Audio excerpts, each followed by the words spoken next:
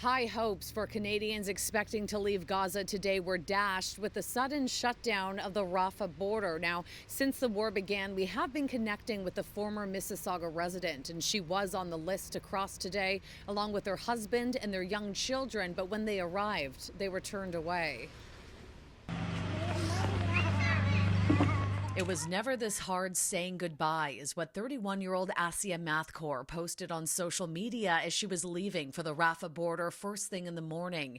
After more than 4 weeks living in a war zone surrounded by death and destruction with little food and water, she was finally on the road to safety along with her husband and their 2 little kids. My father is driving us to the border right now. But hours in, they were among the big crowds waiting for entry into Egypt. The gates suddenly closed off with no Canadians getting through, at least not today.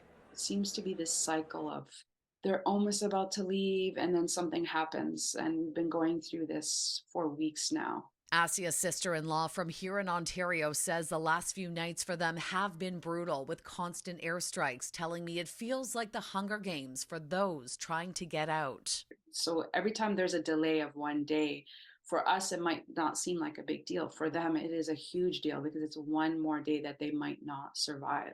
And another part of the emotional roller coaster is leaving people behind. Asia's father, who is also on the list and drove them to the border, has decided to stay. He told us, how do you expect me to leave my brothers and sisters? How do you expect me to leave my land knowing that I may never see it again, that I may never see them again? And a tough decision others are also making, including Mansur Shoman, whose wife and 5 children were among the first cohort of Canadians to leave on Tuesday. As an able man who can physically lift rubble to let the people out, who can donate blood, who can reach out to media, who can talk to politicians and try to persuade them to see the other side of the story.